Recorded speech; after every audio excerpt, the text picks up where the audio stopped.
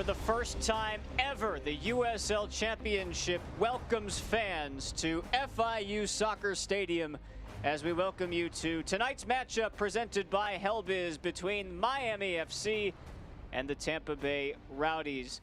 Alongside Bruce Silverman, I'm Spencer Siegel, and as we look forward to this one tonight, Bruce, with fans back in attendance, we take a look at our standings of what is at stake between these two teams who have already met a couple of times this season. Tampa's still in first, but Miami on their heels.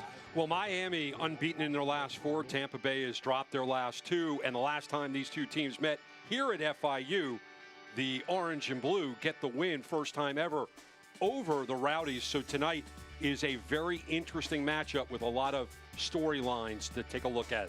Yeah, sort of the revenge game, if you will, if that's how you'd like to see how this one plays out. We take a look at our players to watch, and we focus first on Ariel Martinez, who has been the glue that has held this Miami team together. He comes back after a year away. The captain, 34 years old, the Cuban native, scored the first ever goal for the orange and blue. It was a beautiful one from distance to the back of the net. He is just a player with unbelievable soccer IQ. No Sebastian Guinzotti in the lineup tonight for the Rowdies, so they'll lean a little more heavily on Leo Fernandez, who gets the start and has the team's only goal outside of the box this season. That's his only one on the season. He is 5 years with the Rowdies. He is a dynamic player in the box, outside the box.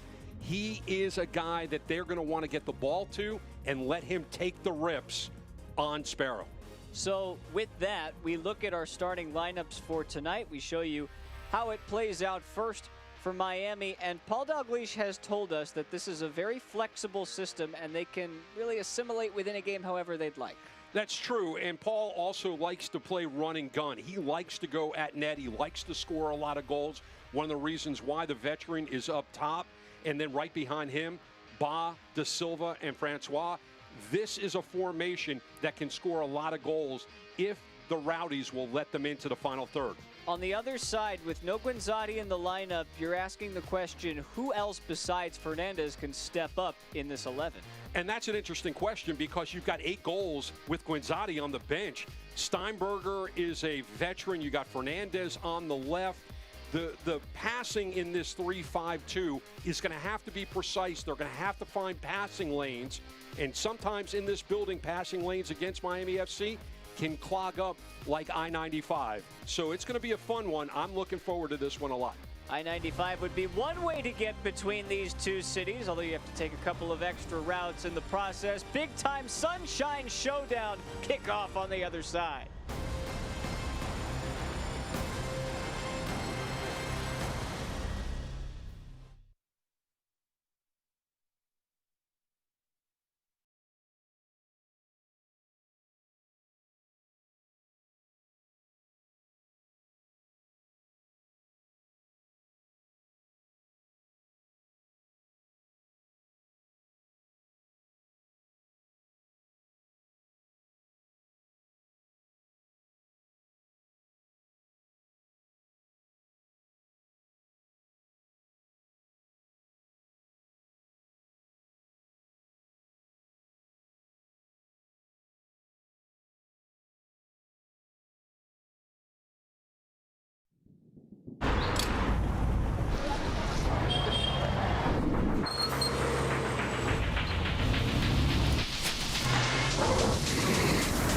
But now, to move forward, to start running again, we have to change. We need to learn to be smarter and lighter, to reach each other in the distance. We will move, run, and ride. But we need to decide how.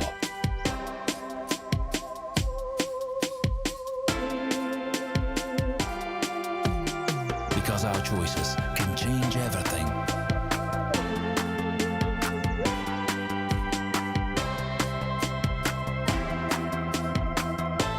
We are choosing a new era.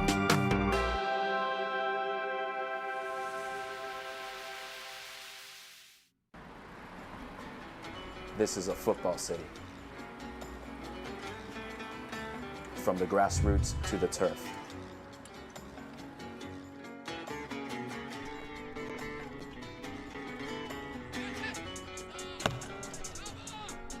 From the streets to the cleats. We are proud to represent this city. We are proud to represent Miami. We are proud to represent you. Your community, your club.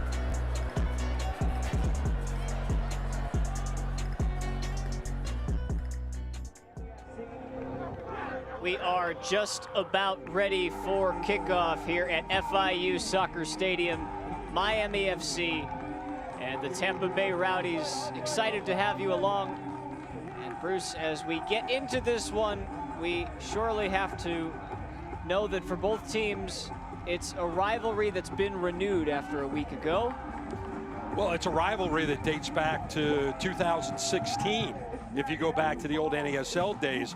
In this building, there's been a lot of great excitement between these two teams, and can't wait to get right at it. Fans at FIU Soccer Stadium for the first time in USL Championship history. We welcome them back. Miami, of course, in that orange and blue. Tampa Bay, hard to miss them tonight. Looking like human highlighters.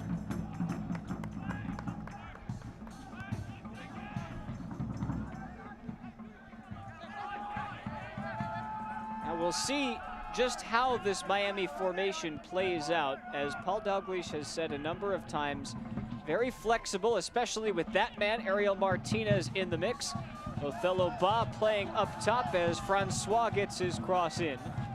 What you have to like about how vertical Miami FC has just gone is they move the ball quickly. It started with Sparrow trying to go all the way over the top. That was sent back. They controlled it, got it all the way through. They just need to be more precise in the final third. They've done all of this without a pair of their original starting 11, who are both currently on international duty. This ball poked through into the path of Adebayo Smith as Sparrow had to be alert to it. Well, and Sparrow coming way out of his office. It could have been dangerous if the pass had gone into the middle and Sparrow was all the way out. It would have been an easy opportunity for Tampa Bay. Sparrow really helped himself. For Miami, Speedy Williams and Lamar Walker both on duty with Jamaica, who won their Gold Cup game yesterday against Guadeloupe. And then you got Brian Silvestri, the veteran out of Hollywood, Florida. Ba whips it across the face. Nobody there to greet it. And Silvestri, who went to Hollywood Hills High School, which is probably 30 miles from the stadium, is with the Haitian team right now. So kind of a depleted situation as we take a look at the injuries. Injury report tonight brought to you by Atlantic Rehabilitation Center. It's a mostly healthy Miami side, but you see how many big names are out for Tampa Bay. Now, some of them are back in training on their way back. Including Lucky. But regardless, you can be back in training. At the end of the day, you need to be on the pitch, and right now they're still playing shorthanded, are the Rowdies. And I think that kind of, between injuries for the Rowdies and a couple of key players for the Orange and Blue being out on national duty, it kind of equalizes that a little bit. The bottom line is you got to go who's wearing a kit. And there are quality on both sides. And here is a set-piece opportunity for Miami. And it's early in the game, and they've already shown that they want to be aggressive. So it'll be interesting to see what they draw up here. Pierre Da Silva has been a set-piece specialist this season. He has a goal directly from a corner kick. Well, this would be a incredible strike from this distance. Look for him to put it into the mouth of the 18. Look for a big body that's going to head it on. The left foot of Da Silva, low ball in, and a whistle will send things the other way. And it really wasn't a good delivery. It was too low. It wasn't up in the air. No opportunity to really run onto it. And those are the types of opportunities that you want to take advantage of. And Miami FC is going to have to settle down a little bit to get those scoring opportunities.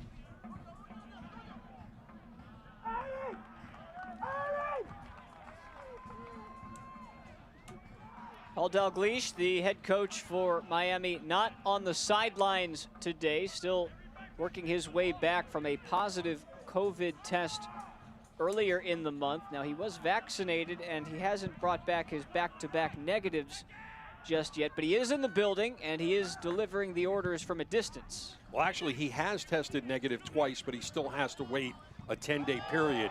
So he's coaching from above, and that's going to be really interesting. Francois can't quite track this one down. But what I really like about this is, once again, another trip down the pitch. Miami FC going vertical, going quickly. And who is the distributor? Ariel Martinez.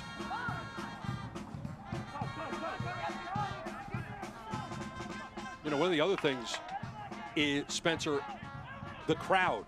First time here at FIU, and you can hear the music, you hear the fans getting into it. Players love to play in front of fans. This should be a defining moment in terms of Miami FC, especially against their rivals, the Rowdies. And the Dade Brigade is back, and I'm sure they're thrilled to be back. It's been nearly 2 years since they've been able to see their team in the flesh. And they're such a great supporters group. They really do love the orange and blue. They have since 2015, before the team ever took to the pitch here at FIU. And they have been loyal through multiple leagues, now with USL Championship. And I know I've heard from a few of them today. They're thrilled to be back in the building.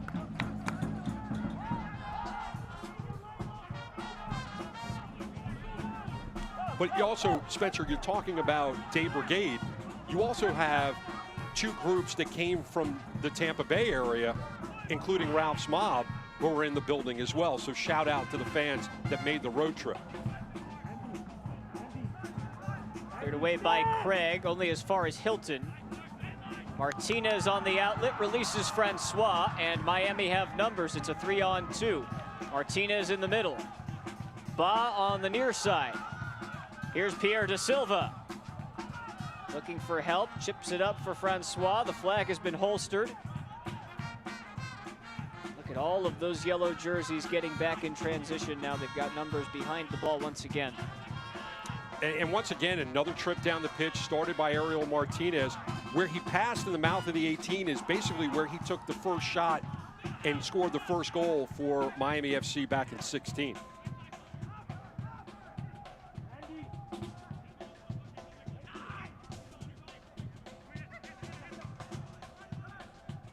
Always have to keep your eye on that man, number 10 in blue, Martinez. Here's Luba. And he wore number 6 at the beginning of the franchise, but coming back this year, becoming the captain, wearing that number 10. Here he is. Martinez has a go, and it's punched aside by Evan Loro. That was nearly the place that he scored the first goal in franchise history. And in that game, he did it with his right foot, that shot with the left. Joshua Palacios. And what's interesting here, Spencer, is we're 8 minutes in, and it's been all Miami FC. There's really been no possession at all by Tampa Bay.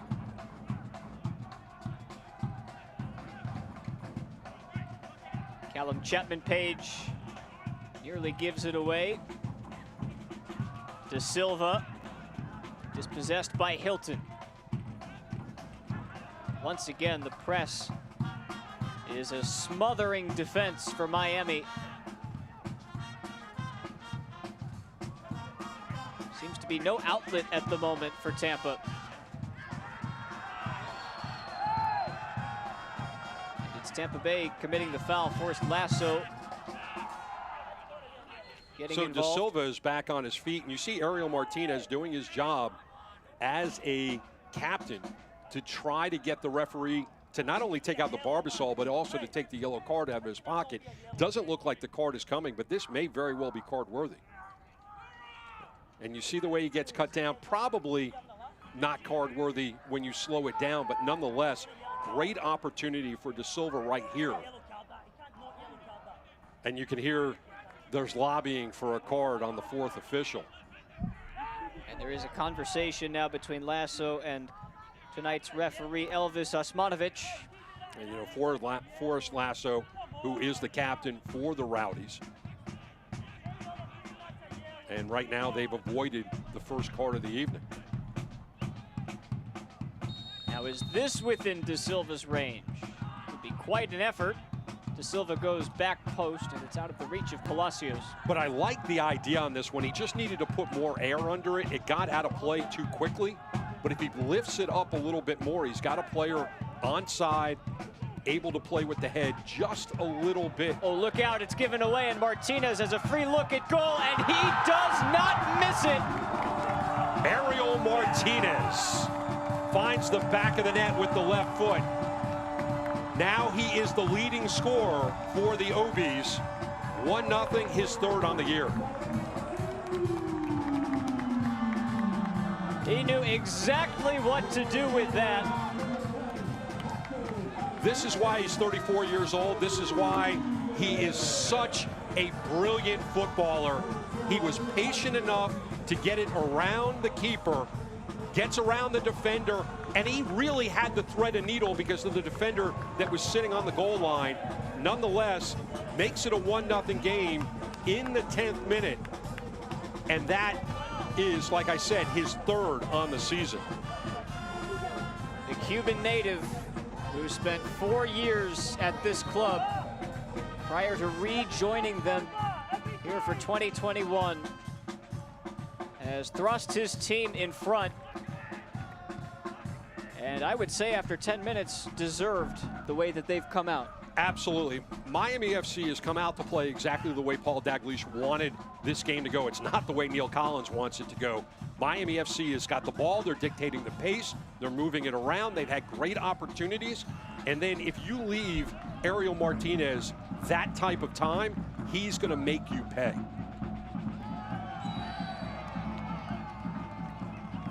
Whistle goes against Fernandez. Since 1947, Select has been the leader in soccer ball quality and innovation. Select is the official ball supplier of the USL Championship and many of the elite leagues throughout Europe. For the latest Select products and special offers, please visit selectsportamerica.com. And just you look at that space right there and that long distance pass to Martinez, dribbles out of trouble and gets it right back. Right now, everything going Miami's way.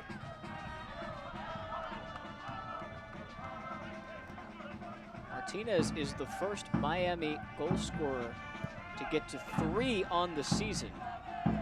Prior to tonight, nobody had more than 2. They had 12 different goal scorers entering play tonight, which is the most in the USL.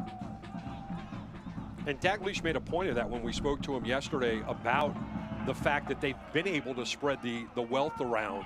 But you just look at these passing lanes, and there's a cheeky little pass from Martinez, just the one touch. Can Francois catch up to it? Lasso parries it away. And it's worth noting that Miami didn't return a single goal scorer, Bruce, from last season. So everybody else is picking up the slack. Dalglish kept 4 players, brought 17 new in, including Martinez, who spent a year in Tulsa.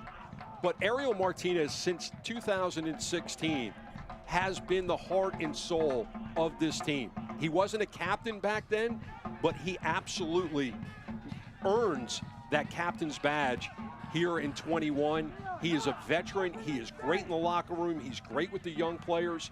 He can communicate well with Paul Dalglish, and Paul didn't hesitate when the opportunity came to bring him back into the fold. He is the epitome of the orange and blue. Here comes Dayon Harris trying to fuel something forward, finding Steinberger, who has a runner on the far side. It's Leo Fernandez on his left foot, blocked by Ballard. Great numbers into the box for Tampa Bay. And they continue. Shot off the post, ricocheted back to Fernandez. Silva still has to clear it and does. That was Lawrence Weich's shot. And the pressure mounting once again from the men in yellow. Harris's cross. And De Silva's clearance.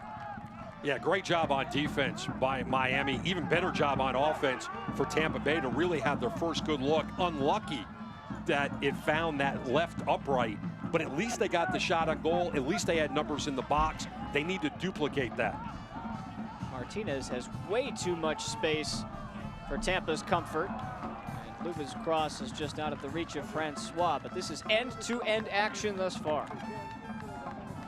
So here's the shot inside the box, that right foot, and it just, Sparrow gets bailed out. And just a really good look. Really a fantastic effort to get that shot off. White had the good look. He just got unlucky. Otherwise, it's 1-1. Miami, they haven't really had to play any defense. So with all of the offense and Ariel Martinez moving it from right to left, Miami is going to have to settle down and figure out how to play some defense because they really haven't been tested other than that one trip down the pitch.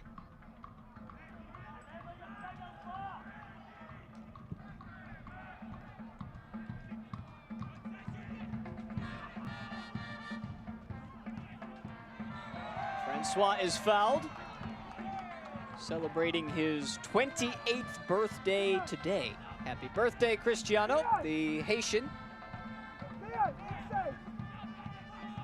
Scored an equalizing goal earlier this season at Highmark Stadium in Pittsburgh.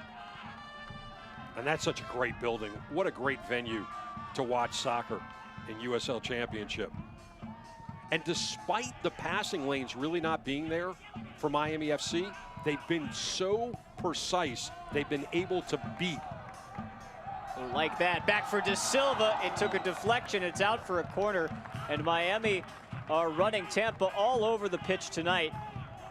The through ball by Martinez and then the cross. And then you see Evan Loro is just so frustrated by his defense right now because Miami's just moving the ball at will. They're able to move it left, right, straight, back, get it into the box, and now you've got the corner opportunity for De Silva, and this one will swing away from Loro.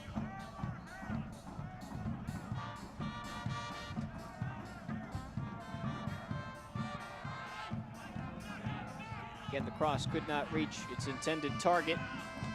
If there's anything that you can really put a mark on for Miami FC so far in this game, it's those 3 set-piece opportunities that De Silva has had, that he just hasn't put the ball high enough in the air to really create opportunities.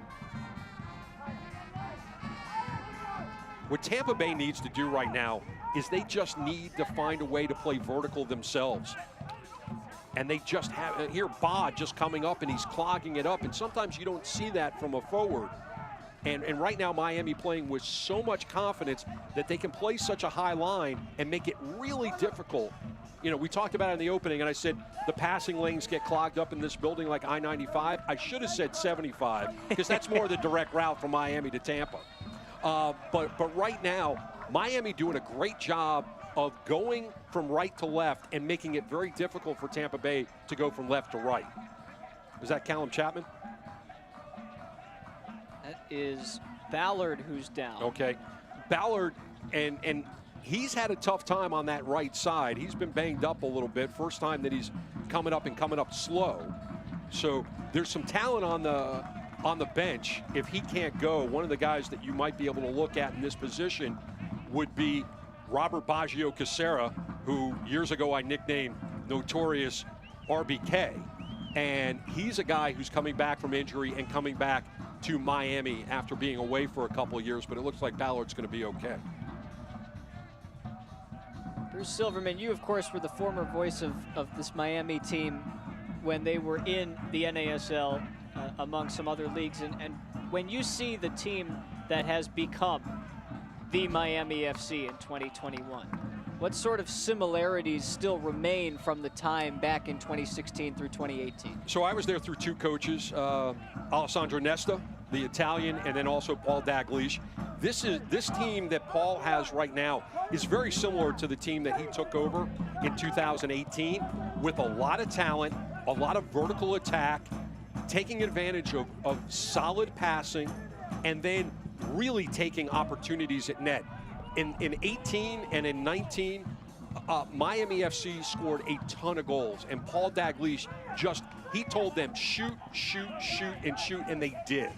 And that's what think you're starting to see. They had a tough start at the beginning of the season, but now, like I said at the Open, they've got 4 unbeaten, and we're seeing the reason why. It's the play they have right now. Mike wanted the foul, he would not get it.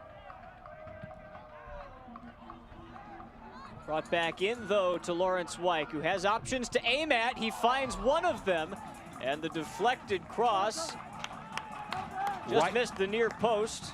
Right idea. Steinberger. Steinberger had a very difficult angle to try to play the ball almost behind him. You know, he's running on. Sparrow is there to cut down the angle and does a great job. Steinberger, we talked about in the Open, where are the goals going to come from with Guinzotti on the bench? Guinzotti's got 8 goals. He's the captain. Ballard's down again, so we'll see how long he'll stay in this game. But Steinberger was another one of those players, along with Leo Fernandez on that left side, that I said we needed to take a look at. And Steinberger has been around for a long time. He knows how to play this game. That was just a really difficult angle to try to take advantage of. Gives us a chance to remind you that the USL is committed to supporting the LGBTQ+ community through the Forever Proud project. The USL will strive to create safe and welcoming environments for all fans, players, employees, and partners. Learn more at uslsoccer.com/forwardforever-proud. So the Miami FC staff is going to have a decision to make with Ballard down now twice. You got Paul Dalglish, who's coaching from another part of the building. You see Neil Collins, who played for the Rowdies, now is the manager for them. Just saw him a moment ago talking to Antley. He's got to get the message across, especially with some of these timeouts right now, on how to change the way Tampa Bay is playing. Because right now they're not playing with a lot of purpose, and they're really being manhandled, not in a physical sense, but in a play sense by Miami FC. And now Ballard off the pitch, and it should be interesting to see if Miami FC makes a substitution. It looks like they're talking about it. You saw Neil Collins, who, as you mentioned, had an excellent playing career in his own right, finishing that career in Tampa Bay, and most notably spent 6 years with Sheffield United, who at one point in time established a quality center back partnership with a little unknown player at the time named Harry Maguire. And you get another look at Neil, and he's got to be worried. In one sense, he's 22 minutes in and he's only down 1-0. But the other sense is Tampa Bay really hasn't been able to dictate any pace at all. And despite the fact that they're playing some really solid defense in terms of being in the right place at the right time, Miami FC's passing is so precise, they've been able to break that down. Difficult in-between ball to deal with, and Craig calmly heads it back to Sparrow despite the pressure from Jordan Adebayo-Smith. Yeah, and that is a dicey play for Paco to do that, because if he heads it a little too high, it's going right over Sparrow's head, and it's an own goal. So that's a dangerous play in the middle of the pitch, especially with pressure on. But they get away with it, and sometimes it's better to be lucky than good.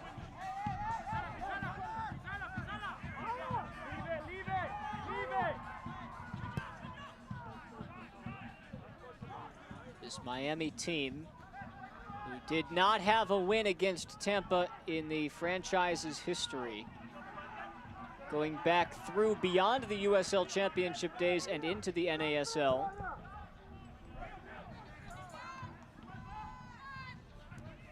Harris keeps it alive, finding Connor Antley, whose name we haven't called yet tonight.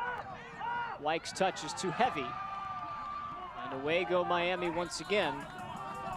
The two teams met 3 times back in 2016 when they were in the NASL. All 3 of those games finished as a draw. And then, of course, last year was Miami's first year in the championship, and the first 5 games that these two teams played, 4 of them went to Tampa with 1 draw. Miami finally getting the monkey off their back and Paul Dalglish showed his hand, I think, a little bit and said, yeah, that was a big weight off of our shoulders. He didn't say it exactly in those words, but he said, look, the way that we've had to struggle with this team in the past, it was big for our confidence. And you need moments like that to validate what you've been working on. And Ariel Martinez is doing just that, though this one too strong for De Silva. He said, though, that it was not just a victory. The way that we won proved what we're working on is working, and more of a mental barrier broken down than anything else. And he's absolutely right about that, but for me, it's more because it's just been the run of play that Miami FC has had over the last 4 weeks, and now 25 minutes into this game, they're doing it again. They struggled at the beginning of the season, and they've been putting it on very strong. 3 wins and a draw over your last 4 games, and a quality win over the best team in your group in Tampa Bay does a lot for your confidence. But for him, it was more than confidence. It was about the way that they're playing. You asked me earlier, what is it about this team in 21 that is similar to years gone by about Miami FC? And it is the winning mentality that Paul Dalglish now has his players really taking advantage of. And if they can do over the course of the next 65 minutes what they did in the first 25, they'll make it 5 in a row and 2 in a row over Tampa Bay and 3 in a row with wins. So these are the types of games that Paul Dalglish and his coaching staff want to see their teams having, because the way that they're playing right now is the way that they want to play at the end of the season. And the goal for this organization has always been hardware. There's a lot of hardware in the office in Brickell, and this team, they're hoping, brings another championship.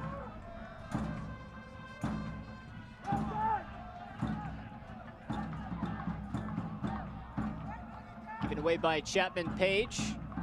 Tampa just trying to register something inside their own penalty area. Haven't been able to do much with it once they get it to this point. Martinez fights off a defender, gets past Antley, and has Ba to his left. Francois up ahead, and Lasso flicks it away.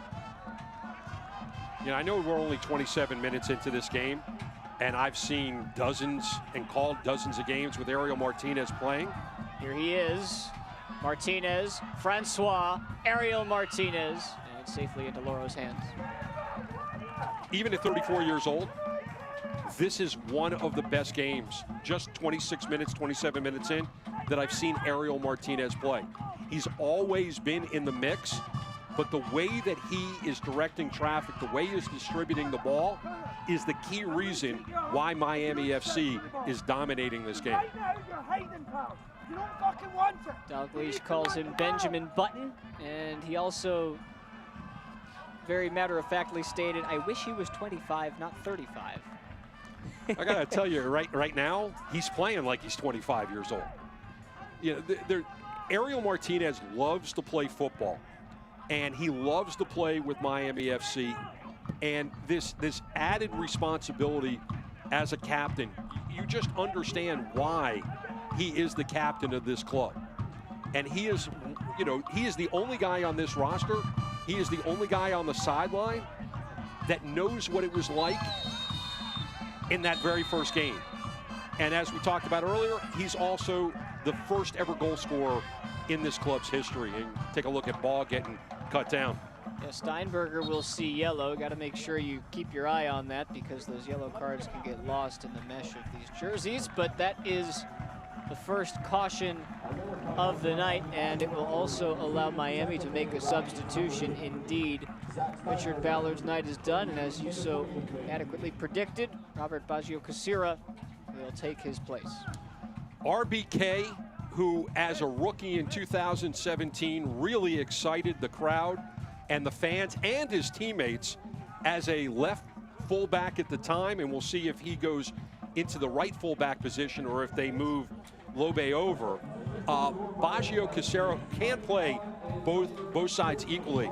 became a fan favorite in 17 because he started scoring goals. And that's something you don't see very often from defenders. And RBK, as I nicknamed him years ago, really became one of those guys that even as a young player, before he had an injury that basically sidelined him for years, he was one of those guys that even as a rookie, the veterans looked at, and they looked at his skill and his energy and his enthusiasm. And I know that's one of the things that Dalglish loved about bringing RBK back. It is De Silva's free kick. Again, he leaves it short, but Martinez is there to keep play alive. His goal 10 minutes into this one, the difference thus far off of a turnover. It was uncharacteristic at the back for Tampa, who have been one of the best defenses in the USL Championship this season. Prior to tonight, had allowed just 9 goals, which was the second fewest in the league. Yeah, their goal against average was, or percentage was .67 on the season. And so we're 30 minutes in, and Miami FC is playing with just as much energy as they did at the opening whistle. They're still moving the ball. You know, there's a rare misstep right there. They do much better when they keep the ball on the ground than when they go over the top.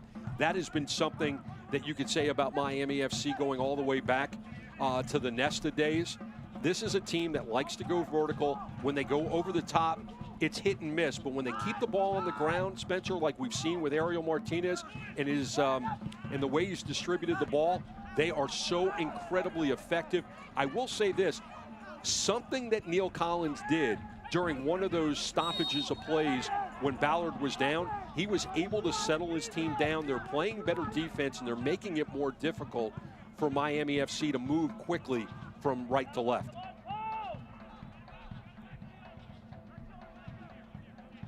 They also just don't have some of those over-the-top options in the game at the moment. Adonijah Reed has been a real threat for them vertically this season. He is on the bench.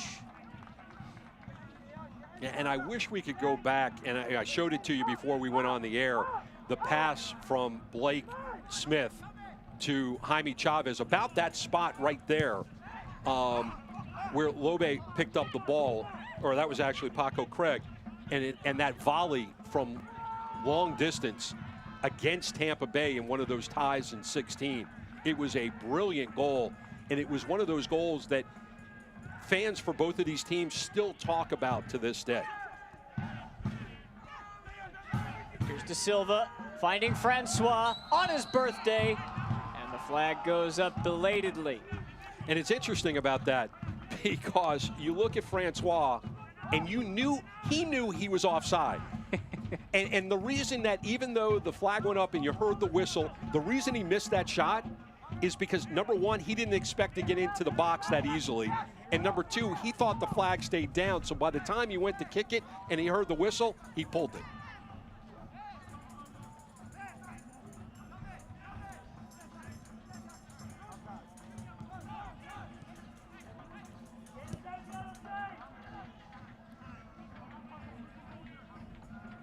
Chapman Page from the back has so far been an anchor for this team this season. He's even scored a couple of goals himself.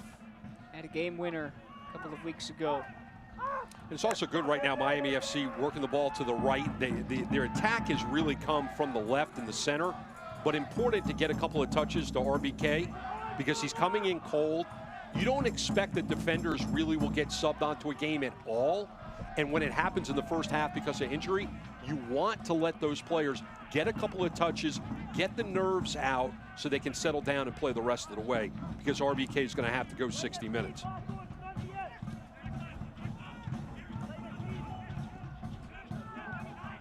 Don't let Martinez's long header pass in this sequence pass you by.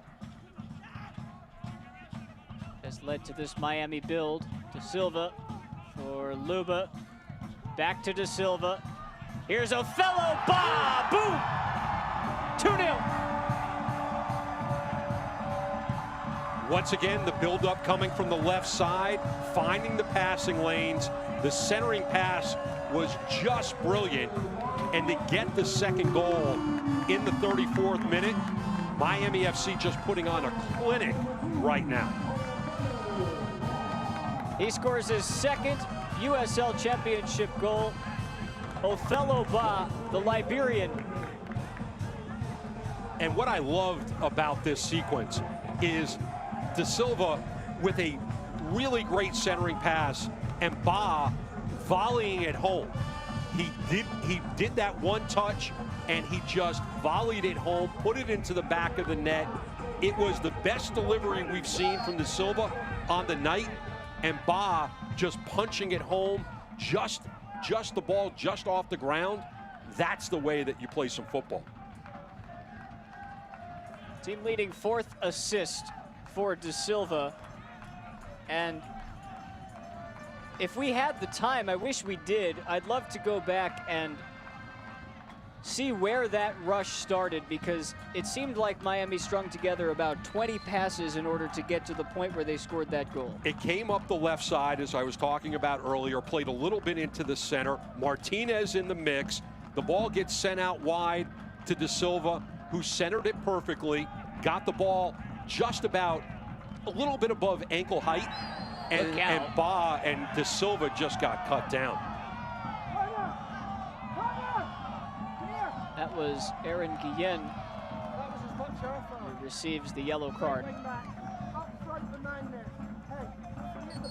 And that's the second yellow on the evening for them in the 36th minute. And I want to look at this again. A yellow card has been issued by the referee. Starting to set in, I think, part of Tampa Bay. I don't think that's dirty in any way. I don't think that he intended to pull De Silva down as hard as De Silva went down. And good news is De Silva's up. Look, this is turf. And as good as this turf is, and this is a turf that was put in 2017, it's had a lot of wear on it. It plays well. This is a pitch. This is the same material that is in the Atlanta building Mercedes-Benz Stadium. At Mercedes-Benz. Yeah. So they were put in basically at the same time. It is a surface that plays true. The players love playing on it. They love it better when it's a little slick than when it's dry on a night where it's like 85 degrees and 175% humidity. But this is a pitch that all players like to play on. If they're not going to play on grass, this is one that they like because it plays true. But when you get pulled down as hard as De Silva just was, it's going to leave a mark, and De Silva is going to have a hard night sleeping. Saw a brand new turf introduced in the USL Championship earlier today at Widener Field on ESPN2. Colorado Springs Switchbacks opened up their new Widener Field against San Antonio. Lost to San Antonio, who picked up their first win in 8 tries. So many buildings opening up in USL Championships, so many buildings to open up. The expansion of this league, as well as League One and League Two, has really been incredible over the last few years. And to have this in-state rivalry between Tampa Bay and Miami continue is a great thing for soccer and a great thing for the league, and certainly a legacy name like the Tampa Bay Rowdies, a history of a club that dates back to 1975. De Silva, now Francois, and another corner. Tampa Bay Rowdies start in 1975, and they win the original NASL in their first year. It was almost unheard of back in those days. You bring in the likes of Rodney Marsh and others, and they played at the Big Sombrero in Tampa. And to know that, what are we, almost 50 years later, and this franchise is still going strong. Well, you notice the 2 stars located above the Rowdies logo when you get a closer look at it. This is De Silva's in-swinger. That's a good ball. Looked like more of a shot. That was the same corner that he scored from. Yeah, that was the, other than that pass that he got the assist on, that was the best service on a set piece he's had all night. 1975, 2012 are the two stars that are represented on their kits. Potentially had an opportunity to add a third one as Ba settles this down, but squeaks it just wide of the goal. And how much did he want the brace in the 39th minute? And that's what that smile's all about. Playing with an unruly sense of confidence. The whole team is. And it starts with a great right foot by Sparrow, and he just couldn't control it. If he just was a little bit more patient, he didn't have the time to be patient, but if he was, he could have directed that just a little bit differently. The open net was there. Loro was pulled out of the office, and it could have been a 3-0 game with Ba with the brace. The USL on ESPN stays in the Mountain Division with a midweek contest this Wednesday, July 21st. On ESPN2, playoff positioning heats up in the Lone Star State when New Mexico United travel to San Antonio FC. Catch it live, 9:30 Eastern, Wednesday, July 22nd, or 21st, I beg your pardon. This Wednesday, you'll be there. I'll be there, you'll be there. New Mexico will be there. A slight shoulder shrug, but Rubbing is racing. Nowhere near enough to garner a penalty, and Connor Sparrow tells his opponent to get up off the mat. And that's also what you want to see out of Robert Baggio Casera. It's on! It's on! He's played himself back from injury.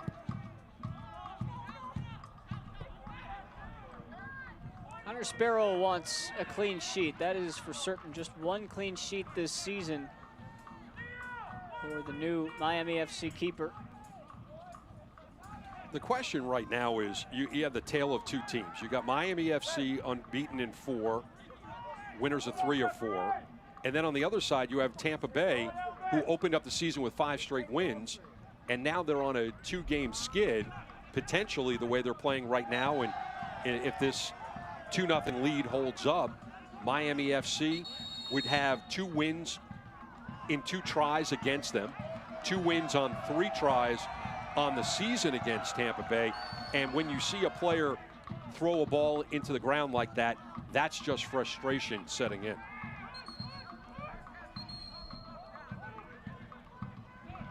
No doubt that Dalglish will want his men to continue this onslaught beyond halftime into the second half. They've given up these leads before. The foul goes against Ba. They have lost a couple of 2-0 leads this season, and what Paul Dalglish has said is we want to go out and get that second, that third, that fourth. Recently now it looks like they've been able to have more confidence in doing so. Well, that was his mentality back in 18 and 19 when they won 2 championships in NPSL. It was all about scoring goals, and they came in bunches, and then the defense settled down. But the difference in that versus, we'll get to that in a second. Just good defense. Robert Baggio Casera stealing it away and then backheeling it forward. In 18 and 19, Miami FC would put the goals on the board. The defense would shut everything down. There's a frustration foul right there. The defense would shut it down, and then the offense would pour on more goals. It seems like right now that is the way that Paul Dalglish and company are playing in 2021. Looks like that might be the last warning for Adebayo Smith. You just can't do that and get away with it, you know, for an entire evening. And there already have been 2 yellow cards handed out. So if the mentality in 18 and 19 was score goals, don't allow goals, and score more goals, that's basically what's happening right now with this team.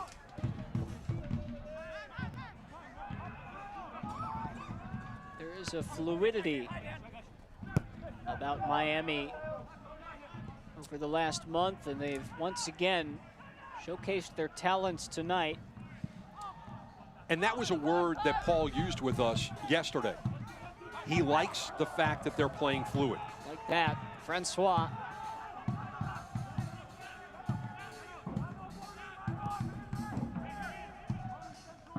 Joshua Palacios.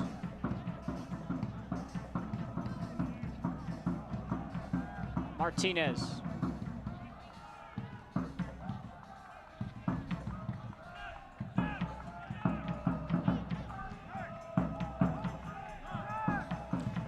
What just struck me is we really haven't seen Miami FC have to play backwards to then regroup and go forward very much in this first half. That is one of maybe 2 or 3 times we've actually seen the buildup come from the back. Forwards is better, and De Silva ricochets it off of Loro's head. That was a nasty save. Loro will need to be attended to.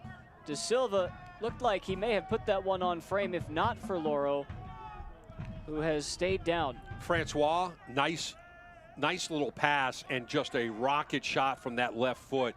Been so impressed with De Silva's left foot, what he's been able to do with it in passing and now with that shot. But a shot like that to Loro's head, that is, number one, I think, going to leave a mark. And number two, that might end the evening for him, because right now we're going to see concussion protocol, and the concern has to be with the player. The fourth official has indicated there will be 3 minutes of stoppage time. So we're going to have 3 minutes of added time for your viewing pleasure, and we'll probably have a little bit more than 3 because of this injury to Loro. If you want to join the Miami FC Youth Academy, visit miamifc.com/academy to register to the only academy in Miami connected to a professional team. This is Loro being looked at. The keeper on the bench for the Rowdies is Raiko Arozarena, who was initially supposed to be with the Cuban national team for the Gold Cup before they had problems with their visas getting to the U.S., and it looks like for the time being, Loro will try to see this one out, although he might be seeing double.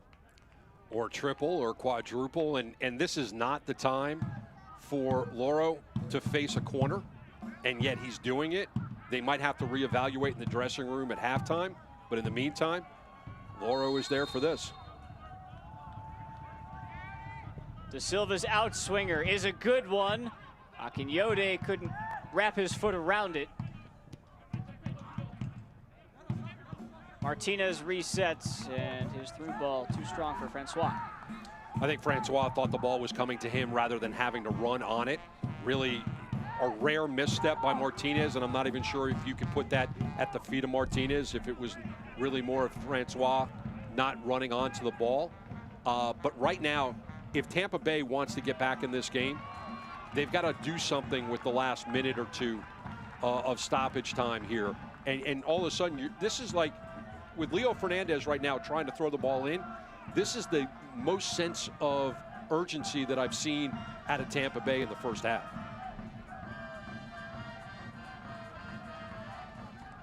See what sort of halftime adjustments Neil Collins looks to make. You've got USL's second leading goal scorer, Sebastian Guenzati, on the bench.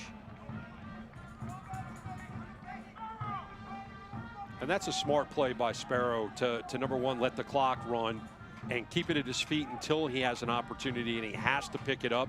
And then he's got such a strong right foot to send it down the pitch. He can't deliver it to Martinez, but it's the right idea. And Spencer, you bring up a great point. You got Guenzati and 8 goals on the bench, and maybe Neil Collins just goes, you know what, I wanted to give him some rest. I wanted him to go maybe 20 minutes tonight, but he's going to have to go 45 plus because we got to dig ourselves out of a hole.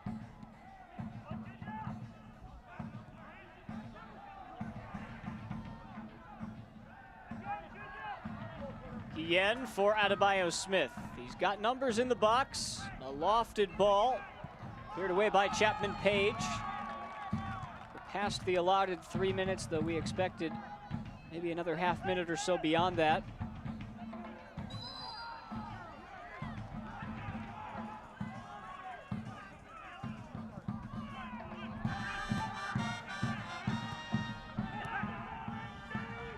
Steinberger.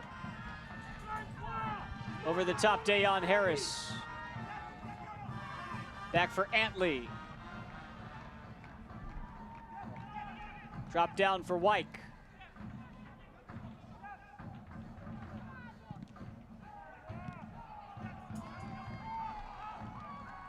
De Silva uses his body, and Martinez and that should pretty much do it for the half. Oh, maybe not. If Miami FC can make the run, they might beat the whistle. You play on. Now we're just in borrowed time now in the 50th minute. We were only supposed to play 3. That should do it. You see Elvis Osmanovic look at his watch, and that's all of the evidence we need. Halftime at FIU Soccer Stadium. The Tampa Bay Rowdies nil. And Miami FC have come out to prove themselves once again. They've done that through 45 minutes. 2-0 our score. We'll show you how we got there as the fans in attendance for the first time this season have something to cheer about. And I know that they have really been looking forward to coming back to the building and being treated to 2 goals in the first half. That's what the orange and blue fans really wanted. Plenty on the other side for halftime. We will be back. It's 2-0 to Miami. Once in a lifetime experience, really, honestly, and to really see how the quality that these players have, it's a blessing. I know for me and my teammates, we learned so much. Man, it was an awesome day. I think it's a really good opportunity for our team to just see where we're at. Well, I think it's a great opportunity for them. It's definitely something that I wish I would have been able to do as a kid. But we know that the level that we have to be at, these guys, they were stronger than us, faster than us, quicker than us, and we know that we can one day get to this level because this is a great learning experience for us. We get to aspire to be that. And it also shows them that we're just regular players just like they are, you know? And, you know, we come from where they are.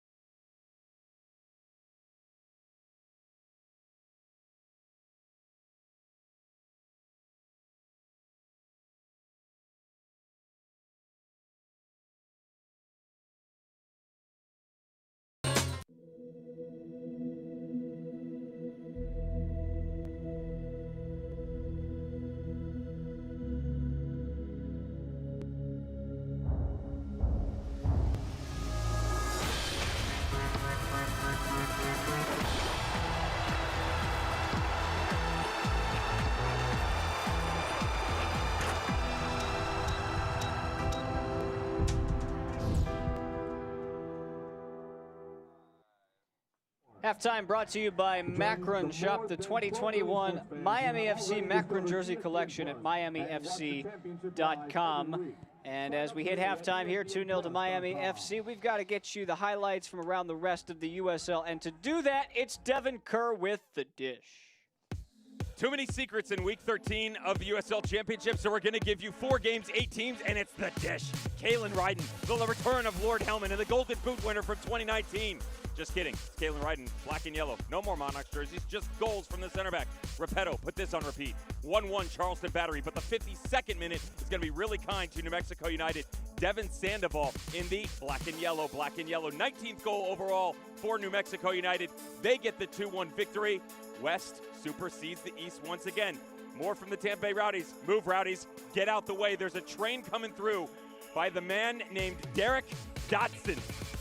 Dodge, duck, dip, dive, Dotson into the bottom corner. Back-to-back losses for the first time for the Tampa Bay Rowdies since 2019. So look for a little help this weekend. Rubber match versus the Miami FC. I said the, you're right. Louisville, OKC. I don't even really know if I need to say anything because they were that good, which is important because they were that bad last time out. Wes Sharpie, second goal in a Louisville uniform, only his second goal in his professional career. Go figure. We're going to add a couple more goals, a couple more assists. Cameron Lancaster gets in the action. Jonathan Gomez, by the way, who was horrendous against FC Tulsa, is magnificent against OKC Energy FC. Not enough energy. They would grab one at the end of it. 3-1 Louisville. Moving on. The final one. The bloodbath. 8 unbeaten for both of these teams coming in. Let's go. Let's go. That's a no-no. See, you can't do that, Grant. Yellow card in the 38th minute. Here's his second yellow in the 60th minute. Take a seat. Take a hike. Take a shower. Do whatever you want, but you can't play with us anymore. Can't sit here. 67th minute. Ball through. Ariel Martinez. Aerodynamic. 1-0. Orange County. Watch out. Don't call it a comeback. Watch out. Can they once again rise from the depths? The Phoenix presents itself in the form of Callum Montgomery, the lone E at center back position. Jack Blake can't give him the ball. Nope, don't do it twice. Yep. Off a deflection. I'm giving him the assist. Hockey assist, even though we're playing football. Moshe Bani, 76 minutes. 2 goals, 3 minutes. 2-1 victory, Orange County. 9 unbeaten. Orange County done.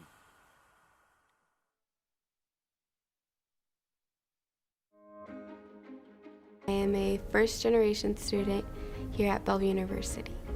I feel like if I were to have gone to a different university, my experience would have been a lot more stressful and overwhelming, because I feel like I wouldn't have gotten that personal experience that Bellevue University has to offer.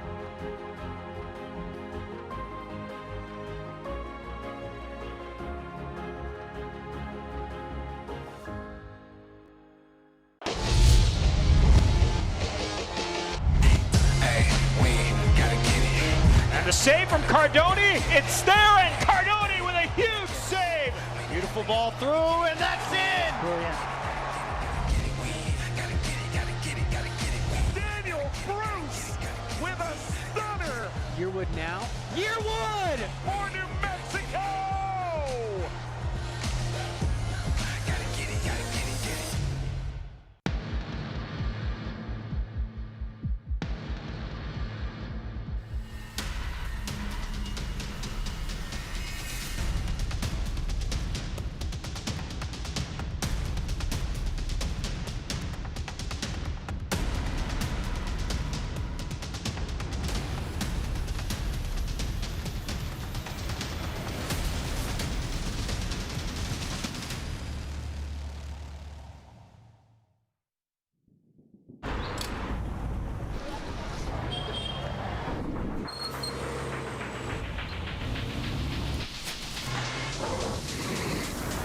But now, to move forward, to start running again, we have to change.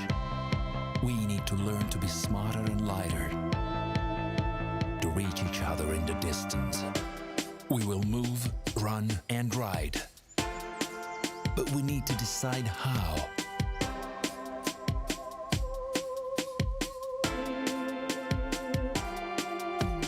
Because our choices can change everything.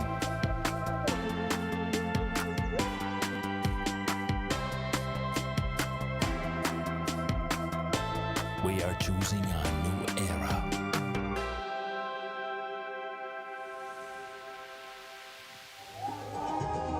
Akron halftime report.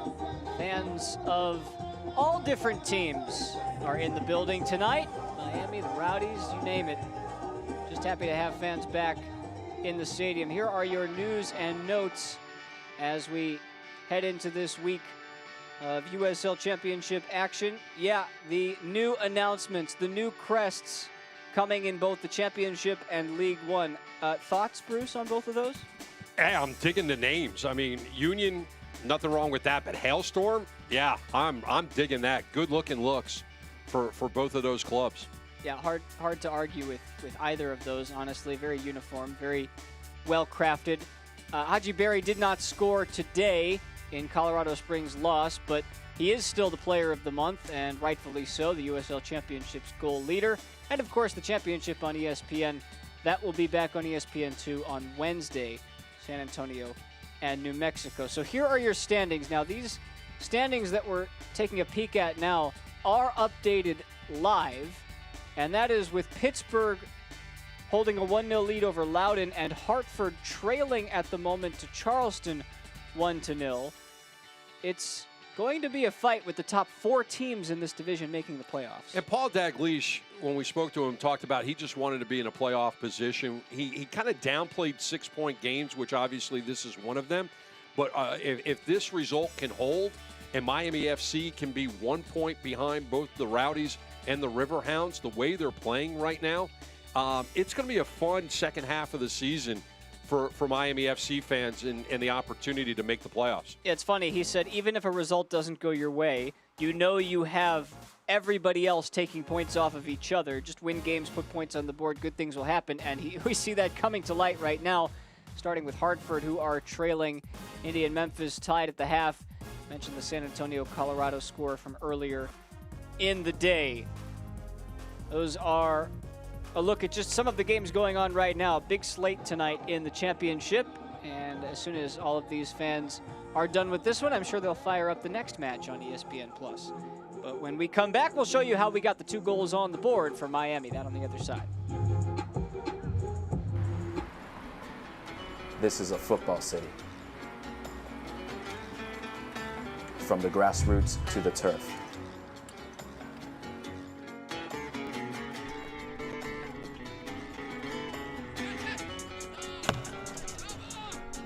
From the streets to the cleats.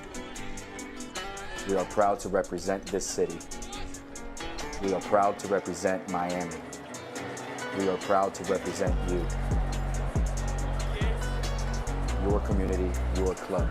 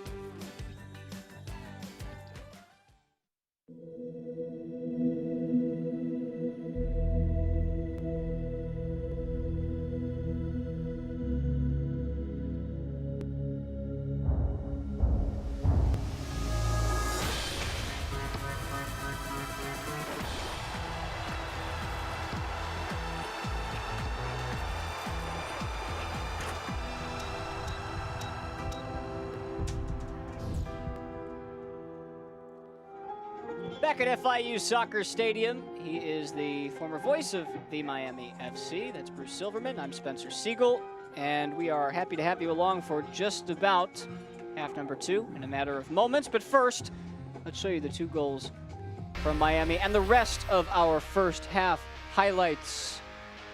And they are brought to you by Hellbiz. Bruce, it started early and often, and Ariel Martinez was in the mix. This one almost the first. And that is basically the spot with that left foot. He scored with the right foot on the very first goal in franchise history against Edmonton. And that is exactly the spot where he scored the goal. It has been the Ariel Martinez show for Miami FC. And this is the first goal in the 10th minute. And he just uses that left foot, threads the needle, and makes it a 1-0 game. Yeah, you could see him just attacking as soon as he saw that that ball was up for grabs, and he had a small window to lock this one in. Ended up with it, Martinez did, scoring his 3rd goal of the season. That was in the 10th minute, Miami getting their lead. Rowdies would try to answer with the equalizer. That was Lawrence Wyke, whose shot rings off the post. And that was the best scoring opportunity of the night for Tampa Bay. And this was just brilliant. Volleying it home. De Silva serving it up from that left side, and that's what Miami FC has done all night long, is just come up the left side, attack the right side of Tampa Bay in terms of their defense, and that's 2-0 in the 34th minute. But Ariel Martinez has just been driving the show and driving the bus for the Orange and Blue. Yeah, that second goal was the culmination of about 20 or so consecutive passes and the payoff to make it 2-0. You see the first half stats really should tell the story. Miami had most of the ball, and they were able to do something with it.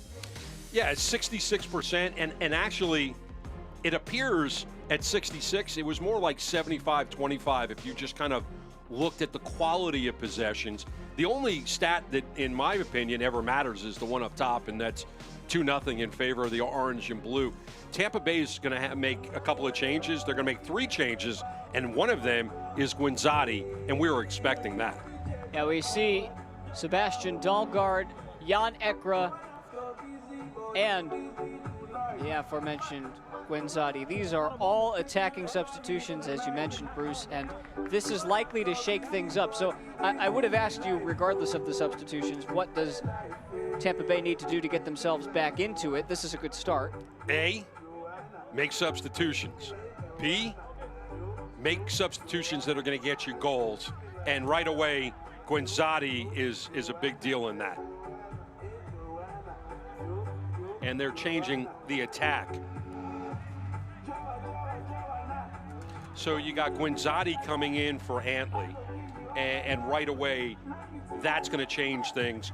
But they make changes up top, taking out Harris and taking out Steinberger. I think Steinberger is a guy that Neil Collins would have liked to have kept in. The problem is he's sitting on a yellow card, and you don't want to run the risk being down 2 goals to then turn around and have to play a man down and down goals.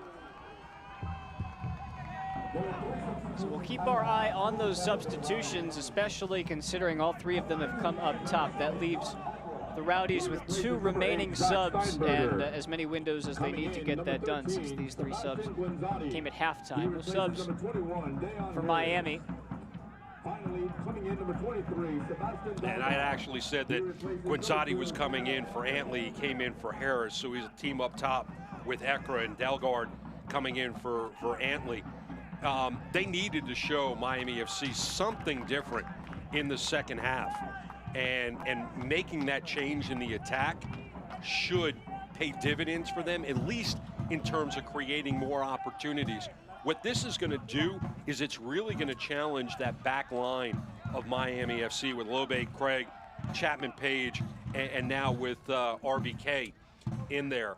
And if I'm Tampa Bay, I'm going to go at RBK. He's on a rebuilt wheel. Take your chances and try to take advantage of a guy who hasn't played a lot of soccer in the last couple of years and is on a rebuilt leg. This is a good start for Tampa Bay as Dahlgaard and Wyke were working their way down the right side. Lawrence Wyke has won a corner, although Paco Craig is arguing otherwise. The other thing that you got to expect, Neil Collins said to his squad in the dressing room, we have seen Miami FC drive down our throats. They're playing vertical. We need to match them.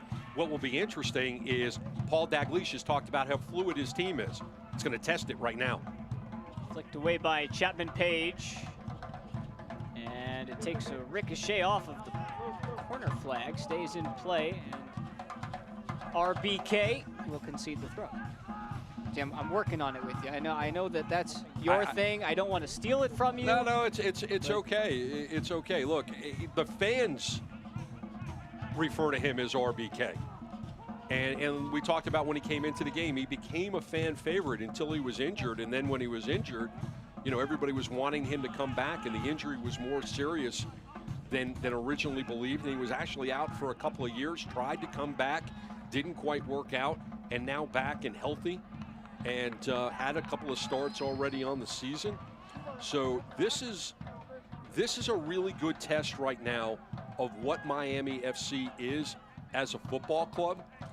They need to show that they can get up by 2 goals and hold that lead and get the 3 points. Rather than a throw, this will be a free kick. After Lobe coming up. Down. Lobe coming up and fouling hard, and that's okay, you know. No card handed out, and sometimes defenders just need to announce their presence with authority and make forwards think when they start coming into the final third that it's not going to be easy when you get here.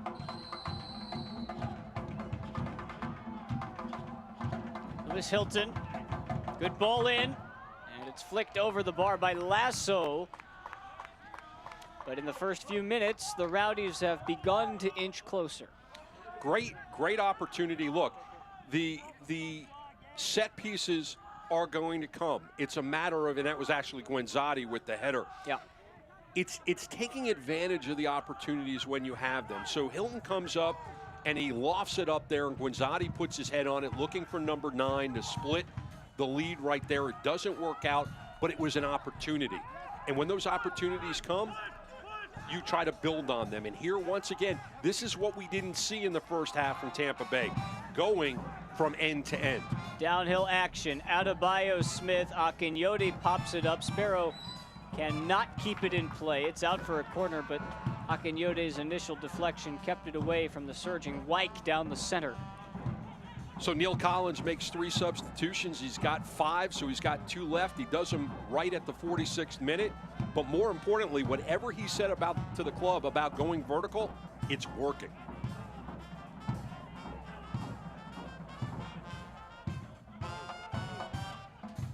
Just one shot on target for the Rowdies tonight. Lasso does get his head to this one. And a foul comes after the initial contact from Lasso, and it will head into Miami's favor. Haven't called Forrest Lasso, the captain's name, very often on this one, but we'll take a look at the replay before we get to that thought. Throws it high up in the air. Lasso puts a head on it. It bounces around, pinballs around before play is stopped. But that was a really good service, and trying to get to that defender, that is impressive. He started as the captain tonight. Obviously now Guenzotti has the captain's badge now that he's checked into the game. But it's funny, when you look at the name Lasso in soccer, you look at it differently now. And we had a great conversation with Paul Dalglish when I asked him, hey, are you watching Ted Lasso? Because, you know, Ted Lasso starts in a couple of days. And he said he's been watching it with his family. And he said how realistic it was and how true it was in a description of soccer and the way it was portrayed. And I thought that was a really interesting perspective, coming from a coach who grew up with a coach and is now watching a coach. And he made great references to the way American soccer is viewed. I would go a step further, and I would say not just American soccer, but Americans who play soccer in Europe or coach, the likes of Jesse March, Christian Pulisic. They're the new era coming through that are essentially having to prove themselves because of the, we'll use the air quotes, joke that had been portrayed in the past. And he also invoked the name of Bob Bradley, who coached across the pond as well. I'm really looking forward to season 2 of Ted Lasso. I thought it was a delightful show. Maybe not so realistic at the beginning, but there were lessons to be learned, and that was one of the things that Paul discussed as well. Here's Guenzotti, who has 4 goals in open play this year, 4 from the spot. All 4 of Seba Guenzotti's goals this year have come inside that 6-yard box. So we got role reversal right now. We're 7 minutes into almost 8 minutes into the second half, and really it's been all Tampa Bay. They have been doing from right to left what we saw Miami FC do throughout the first half.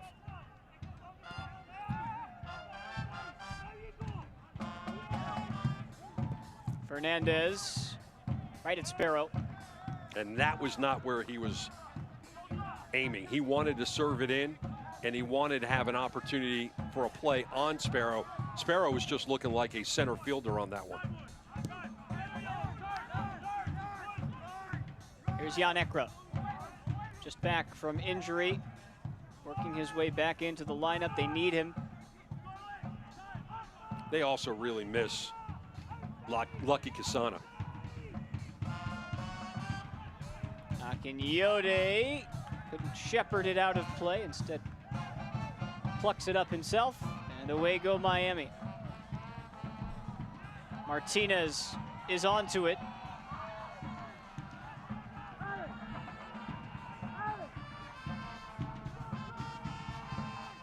And Martinez has really just settled in to the number 10 role very, very well. And I know it's not native to him, but he's settled into it, and he's such a great distributor of the ball. He has great vision.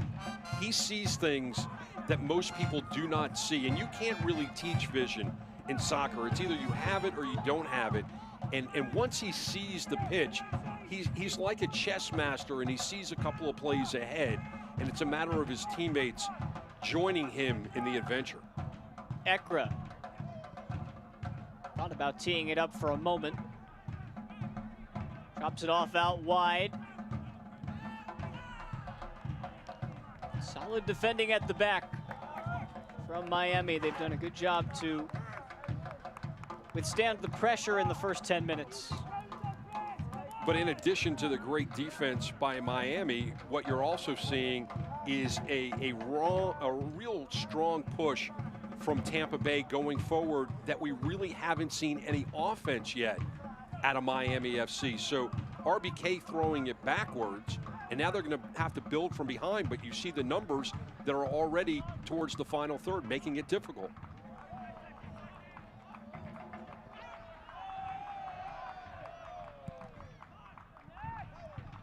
Well, the Rowdies are a team that like to defend from the front, and with 3 new, fresh pairs of legs out there defending at the front, much easier for them to press up, win the ball back, and make something of it. Ekra.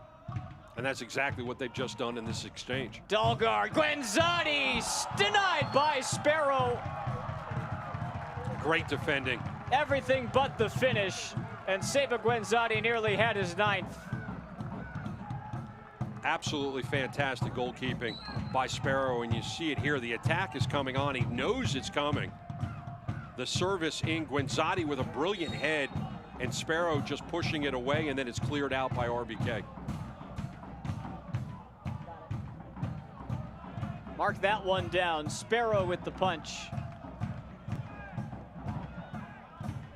Not sure what Palacios was thinking, but ultimately Miami get away with it, and Ariel Martinez can run. There's a surging run being made by Cristiano Francois right down the middle. Instead, it's Pierre da Silva. Now Francois, who scores. However, the flag is up. It will not count, and play moves on.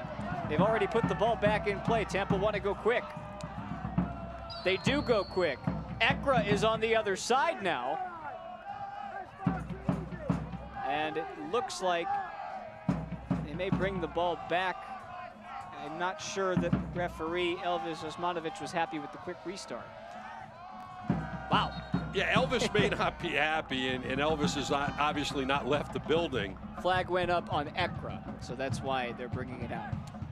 Okay, so everybody just settle down for a minute. Let's break this down. On the other side, Martinez, and maybe a couple of years ago, you know, we talked about Dalglish calling him, you know, Benjamin Button, and wishing that he was 24 instead of 34. A couple of years ago, Martinez would have run this thing all the way at the keeper. Instead, he slowed it down. He waited to have friends to the right. They moved it station to station to the right. And Francois, if he's not maybe a step or two offside, he makes it a 3-0 game. It was a brilliant exchange, station to station, right down the pitch. They are playing Miami FC football the way it has always been played.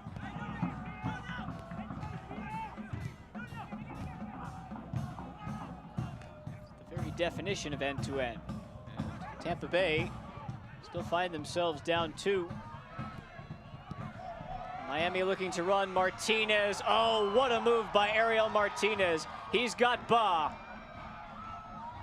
Ba against Guillen, and it's a corner. And I know Ariel Martinez, when he goes back and he thinks about this and he watches this replay, he's going to go, why did I kick it as hard as I did? I jumped over the defender. I picked the ball up. Why didn't I touch it a little bit softer? And we'll see it right here. Brilliant to stay on the ball. If he touches it a little bit less, ball picks it up, gets past Guillen. Guillen isn't even a factor in it. And Loro is really facing a tough task. Da Silva has had a lot of practice with these corners, first of the second half.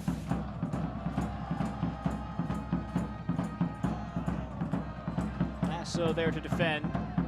And that was probably his best service on set pieces all night. There was just nobody there wearing an orange and blue kit. It's the Haitian Cristiano Francois. His cross is a good one, and Chapman Page was far forward for him, just couldn't get to it. Well, I mean, Francois just whipped it in a little too hard, and Chapman Page just didn't have the steps to get there. The ball just had too much pace on it. Great opportunity. And, you know, a moment ago, Spencer, I was talking about how Miami FC wasn't playing the way they did in the first half. Now they are. Francois spent last season with Reno. He was in Ottawa in 2019. So you hope that the trend won't continue with the past two teams that he's been with, who both went defunct after those respective seasons. And Ottawa, a team that Paul Dalglish once coached. You know, it's interesting. We talked about it earlier. Paul Dalglish, after testing positive for COVID, after being after he was vaccinated, has had the 2 negative tests, but can't be close to the club. So he's coaching from a distance tonight.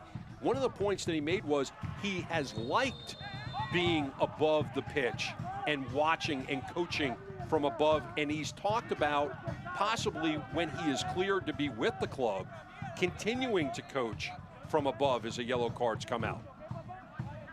It's come out as Dalgard went down. I believe it's Othello Ba. So 61st minute, he gets a yellow card to go with his 34-minute goal.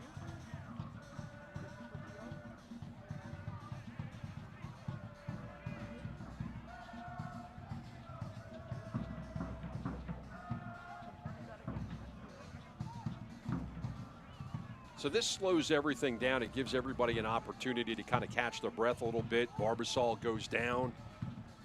You know, Leo Fernandez, who was one of the players that we really were looking at the beginning of this game to be an impact player. He really hasn't been that yet. Guinzotti comes on. We were gonna showcase him, but he didn't start tonight, and he has come on strong in the second. It is Ba.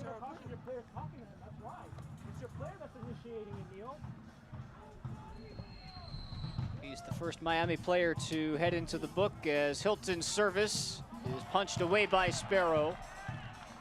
Wyke will recycle it right back to Lewis Hilton, who tries again. Lasso gets his head to it. Craig there to deny. Flag up, stop the play, reverse it, go the other side. One of the things I really like about Sparrow is he's got that strong right foot, and he becomes an offensive factor because he's going to kick this thing into the final third on the other side.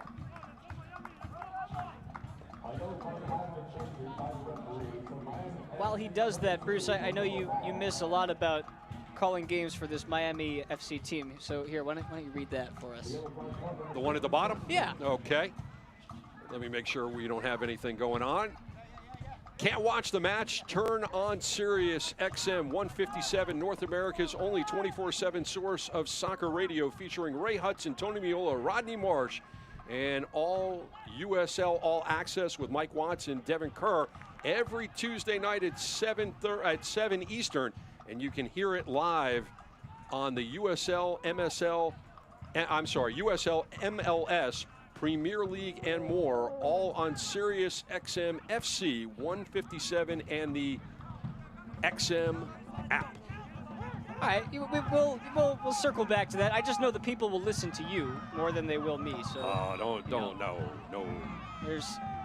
We can work through the rustiness a little bit later. I know it's been a while, so it's all good. It's we're a happy lot to of, have you. Well, it's a lot of fun to see both of these teams play and to be on the call on both of these, to be with you. We knew this was going to be an entertaining game. It's been an entertaining game.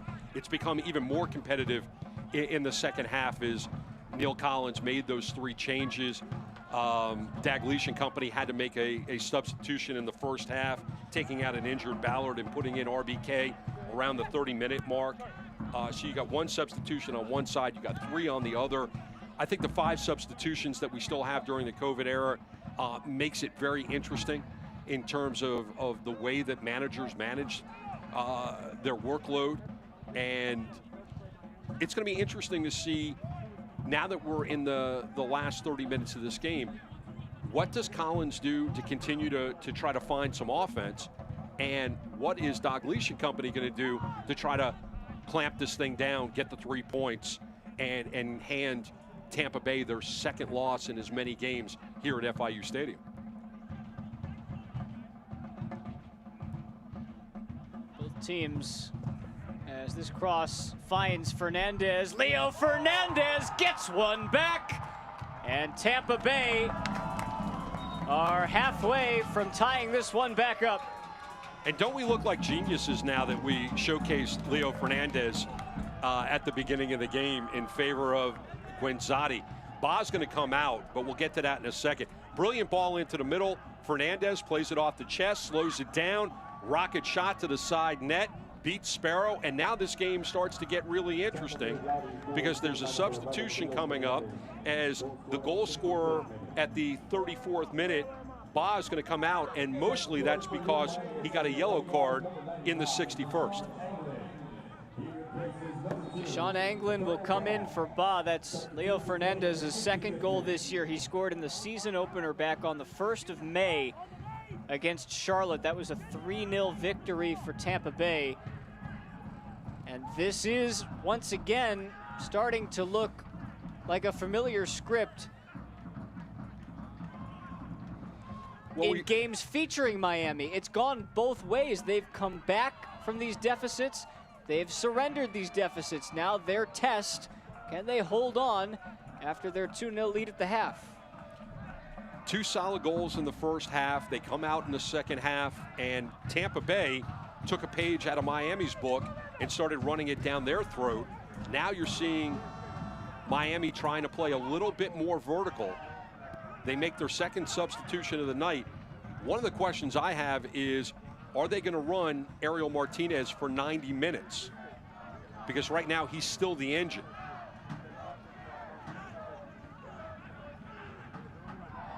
New sense of confidence for the Rowdies. Fernandez, the goal scorer, sends it forward, finding Ekra. And basically, Tampa Bay's had that confidence since they made those 3 substitutions to start the second half. Just took a little while to pay dividends.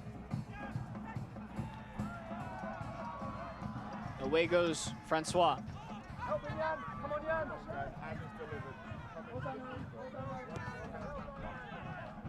We will see Matt Cerbelli shortly. So another Tampa Bay sub.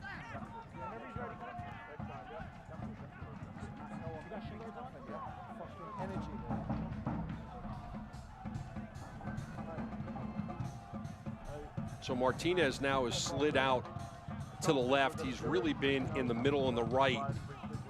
He loves to play to the right. He loves to be on that right side. Used to take a lot of right-footed shots. Obviously scored the goal tonight in the 10th minute with the left.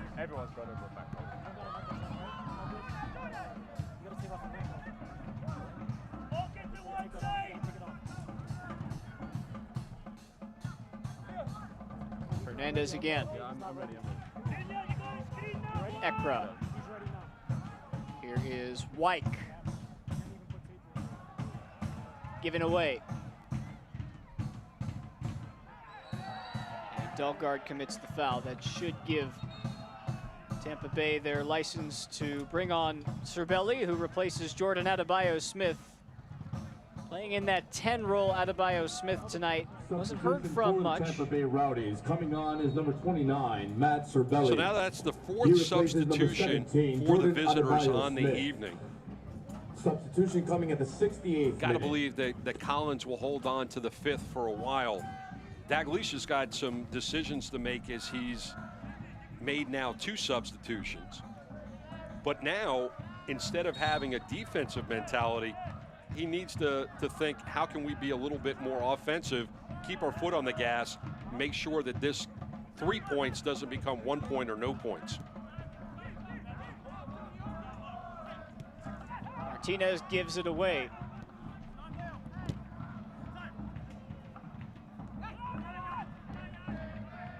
Calmly done by Ekra. Jordan Scarlett.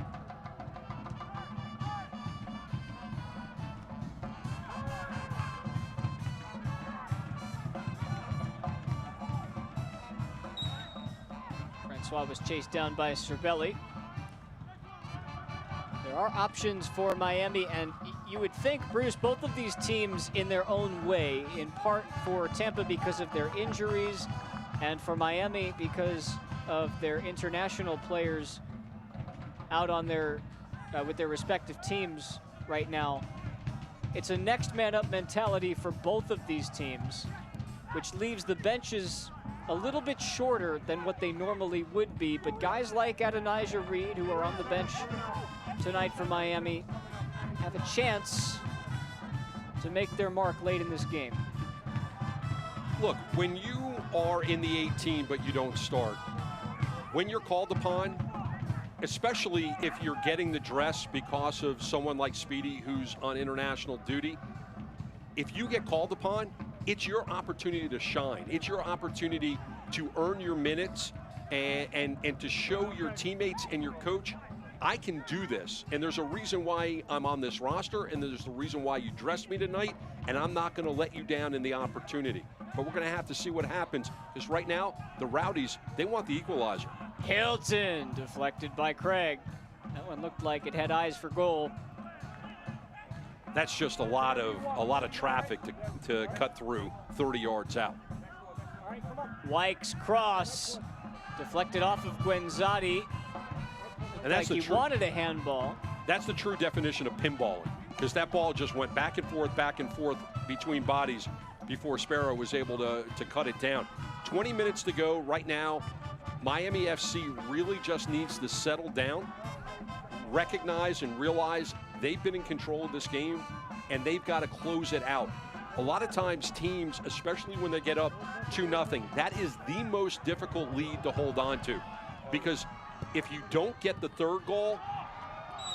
Francois is offside, and he is frustrated by that decision. Second time in as many trips down the pitch. Final substitution for the Rowdies. It's Jordan Doherty. Substitution for the Tampa Bay Rowdies. Replaces Wyke. Number 22, Jordan Doherty. He replaces number 27, Lawrence Wyke. So that's an interesting substitution for Collins, because now he's got to go 20-plus minutes with everybody who's on the pitch. Dalglish has some options. Francois, it's just he's leaning just a little too much, and it's unfortunate because the passes have been there to create opportunities for him to get the extra goal. Hernandez unintentionally sits down Palacios and then goes down himself to win the free kick. And England probably not happy with that, because this is a nice angle and a nice opportunity for an equalizer. Going back to my thought, 2-0, most difficult lead in soccer, because if you don't get that third and there's the first goal on the opponent, now you're cut in half. And this is the exact opportunity for Tampa Bay. They get the first, now they make it a 2-1 game.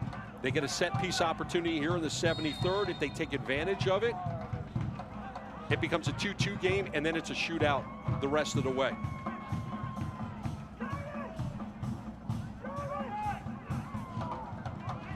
Hilton's service has been good. To the top of the box for Fernandez. And again. Unconventional set piece, but one that almost was incredibly effective.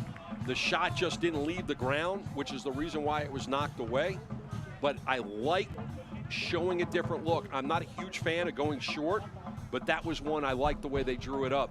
Fernandez now from the far side, giving them an opportunity to once again, and it'll be in the 74th minute, have an opportunity to equalize, and Billy Forbes about to come in, and there's a veteran that can score goals.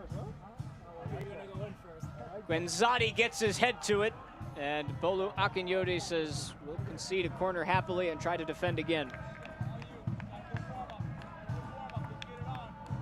It will be Adonijah Reed coming in shortly for Miami. And Billy Forbes as well. So 2 offensive substitutions, but not before the next Tampa Bay corner. And that still leaves a substitution left for Miami FC. This in-swinger is key to be defended for Miami. Hilton Good ball. Craig pounds it away. Doherty keeps it alive. Now Martinez will look to run the other way. What does he have left in the tank? Well done by Anglin to keep it going. Francois is making a beautiful run. The pass leaves him a bit short. He's got a lot to do, Cristiano Francois.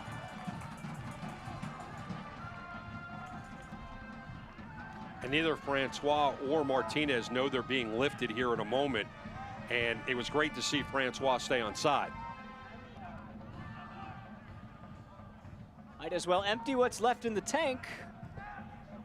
And to get 75 minutes out of a 34-year-old who's really driven the bus from the whistle through the 75th minute is fantastic. Francois now on the other side, and the flag stays down.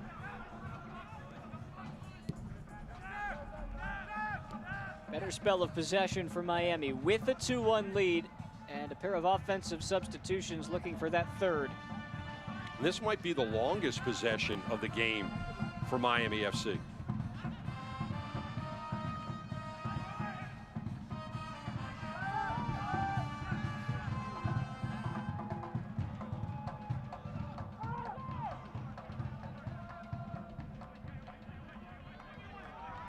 Good ball over the top. Scarlett calmly back to his keeper, Loro, who has to deal with it on his foot and concedes the throw. This will allow Miami to make their subs. Reed and Forbes. So Forbes will come in for Francois, and Ariel Martinez, who played as good of 45 minutes in the first half as I think I've ever seen him play, and got that first goal in the 10-minute mark, and now he's the leading scorer for Miami FC. He'll come out for Reed. And now you got two offensive-minded players coming in with a 2-1 lead. I like this move. This is the type of move when a coach goes to his bench with a 2-1 lead with 15 minutes to go and brings in two offensive-minded scorers, that sends a message to the team. We want more, and we talked about it earlier. Dalglish, he wants goal after goal after goal. If Paul could go out and win every game 7 or 10 goals, he would do it. And this is a strong message that he wants to do it tonight.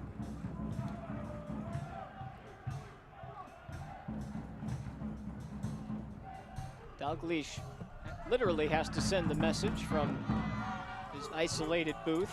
And when I asked him how he did it, he said smoke signals. Yes, he did.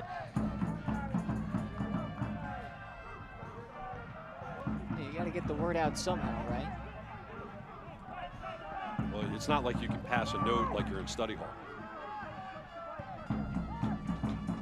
That message is crystal clear. He says we've been much better about getting those second and third goals.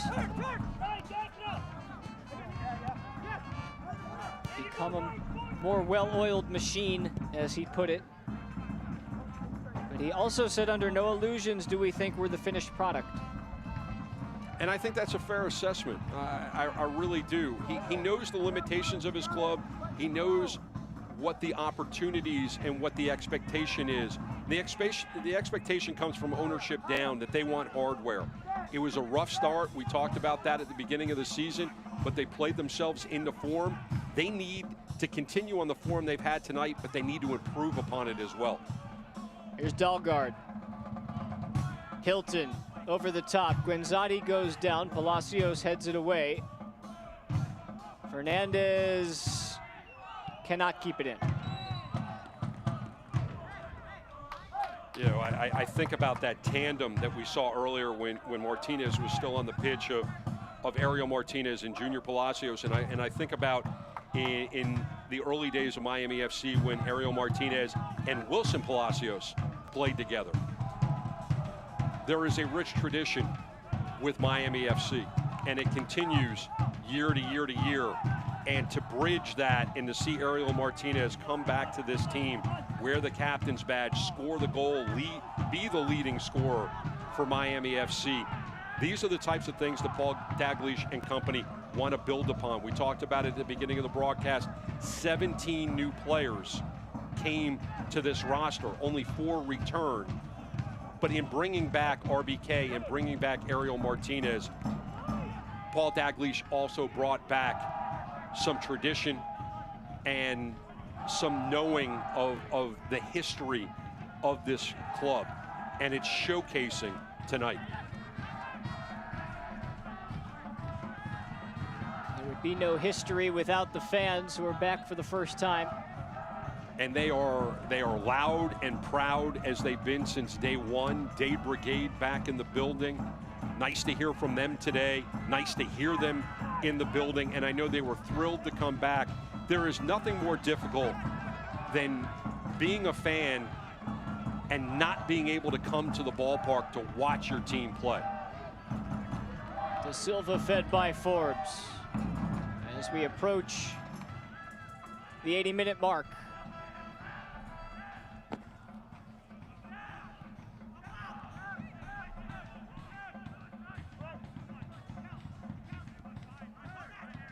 Billy Forbes is such a talented player with a nose for the goal, and he's a physical but fair player.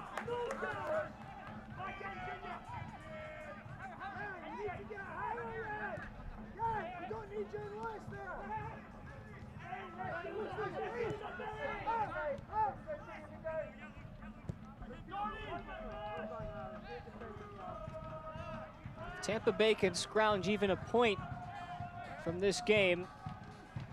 They'll maintain their hold on first place in the Atlantic Division. If they can somehow find a way to get a point in this game, it would be a huge victory for them. And it would be a big defeat for Miami FC because they've really been in control in this game. Miami FC has done everything to earn 3 points. But if you really want to earn 3 points, you got to play for 90 minutes. Anglin stuck out the wing, and this is a dangerous spot for either Fernandez or Hilton to put something on frame.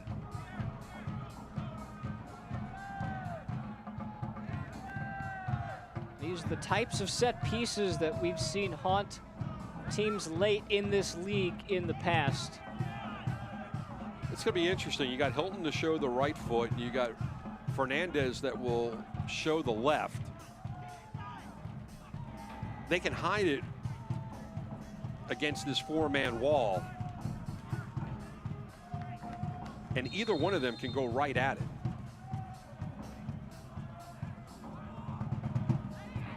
It is Hilton right into the wall. With his left foot, Sparrow goes with the one-hand punch. And I've noticed that throughout the evening. Nice turnaround by Forbes. Dahlgaard thought he was fouled.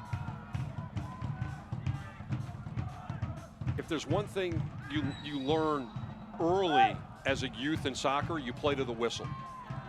And sometimes when they get to the pros, and I'm surprised that was actually allowed because that was right in front of the referee.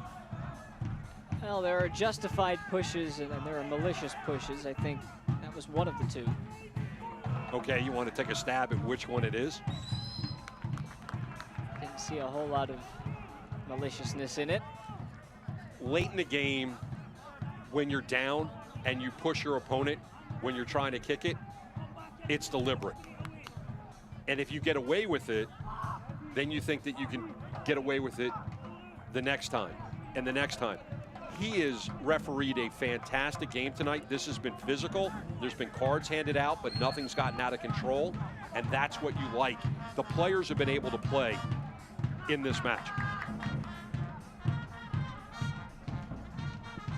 Well, and the rivalries between teams like Miami and Tampa Bay are fueled by not only the play on the field, but of course the fans. And for Ralph's Mob and the rest of the Tampa Bay Rowdies fans, there haven't been any opportunities to visit in-state rivals in this league. You got to go back to 2017 with Orlando City. Obviously haven't been able to attend games against Miami the last year and a half. Yeah, this was a great opportunity for not only Miami FC fans to come out, but also for Ralph's Mob and the rest of the Rowdies fans to head down I-75. It's, you know, about a 4.5 hour ride from the Tampa Bay St. Pete area. And to be able to take in a game on a beautiful Miami night. This is what it's all about. This is what this league is all about. It's what the rivals are all about. And this group that Tampa Bay leads right now, that Miami is sitting in 4th place in right now, this is what the league wants. You've got great play. The fans are enthusiastic, and the fans are able to get back into the buildings now that hopefully we can get to the other side of COVID.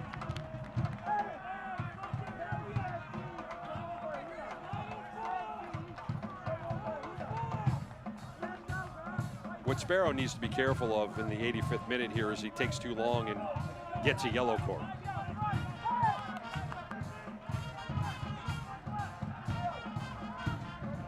Because keepers like to flirt with the line on how long they can take before they get booked. No harm that time. Tampa are not laying down just yet. They've got time. Miami trying to see this out now rather than go for that third. They haven't had much of a chance on the ball over the last 5 minutes. Tampa Bay just needs to go vertical and play with a little bit more sense of urgency. But on the other side, Miami FC, if they want to run this game out, they can't play on their back heels. They've got to go forward as well. And right now, Miami FC is playing on their back heel. And it is a Tampa corner. Don't forget, Dalglish still has 1 substitution left. Does he use it when he's trying to use up time, say in added time, or does he use it to get fresh legs possibly on the defensive side of things? Maybe put in another defender in the middle just to clog things up. Hilton again, back post, cleared away by Craig, who's been just about everywhere on these Tampa Bay corners. And he saved the corner right there. You know, going back to the 30th minute when RBK came in for Richard Ballard, you know, at the time, you're not thinking much of it. But when coaches have to make a defensive substitution in the first half and sometimes early in the first half, it affects what they can do defensively down the road when they get late into the match like we are right now. What are your options defensively? Because if Ballard didn't go down injured, right about now, if he hadn't already done it, that's when you bring in Robert Baggio Cassera and you put in a 5th defender. Now things change a little bit because you're trying to put the foot down and get the 3 points.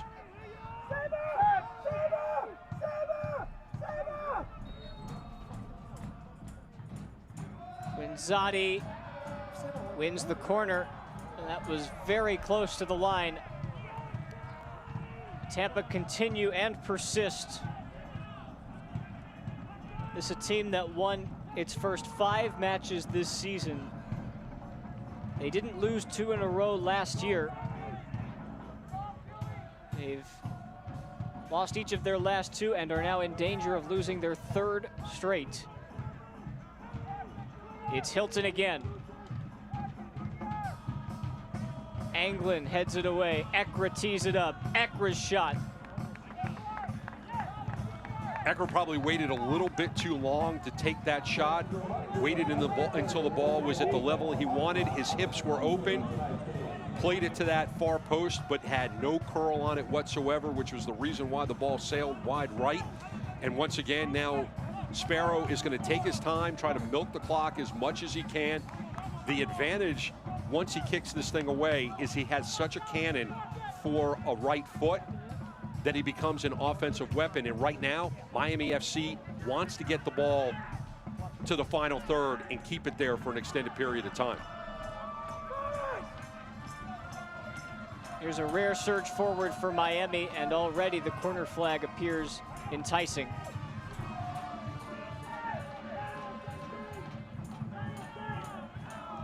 And that's exactly, Reed plays it absolutely perfect.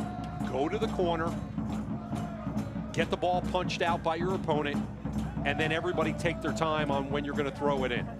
So now Junior is going to go to where the linesman tells him to go. He's going to survey his options and then throw it in.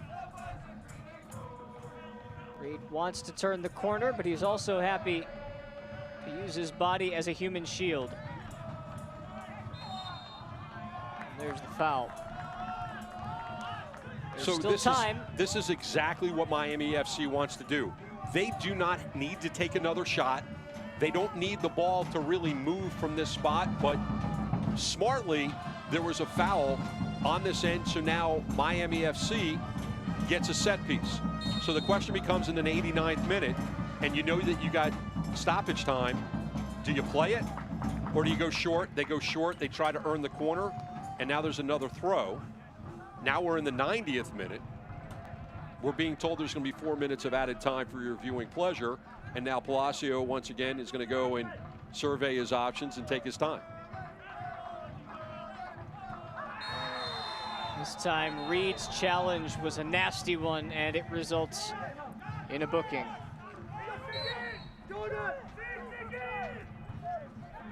And that was not the way Miami FC wanted to end that trip down the pitch. They wanted to stay on that pitch and make it so that there was no opportunity for Tampa Bay to get an equalizer in stoppage time.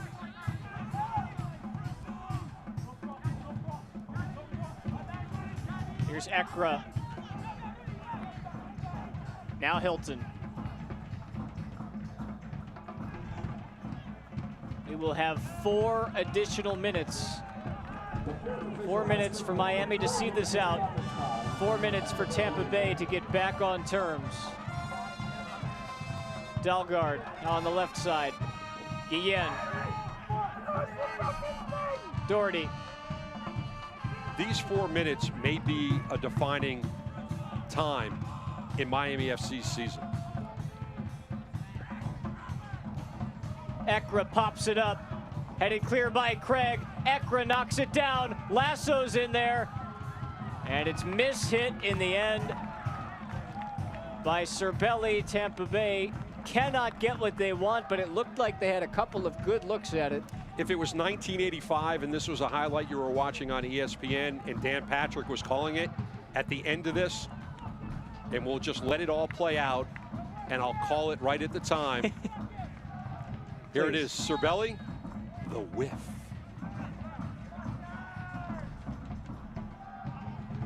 Hey, if you want to join the Miami FC Youth Academy, you can do it at miamifc.com/academy. You can register to the only academy in Miami connected to a professional team.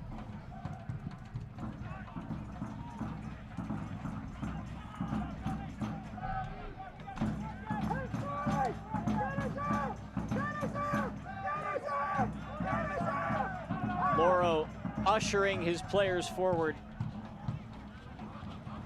Lasso with a good ball. It's chested down by Fernandez. He wants the deflection, and he gets it. It's a Tampa Bay corner.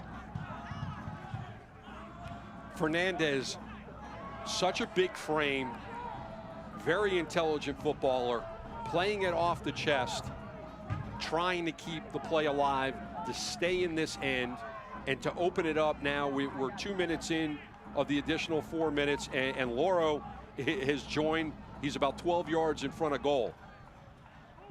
Hilton. Loro chased after it. Forbes can't catch up to it. Loro's going to stay there.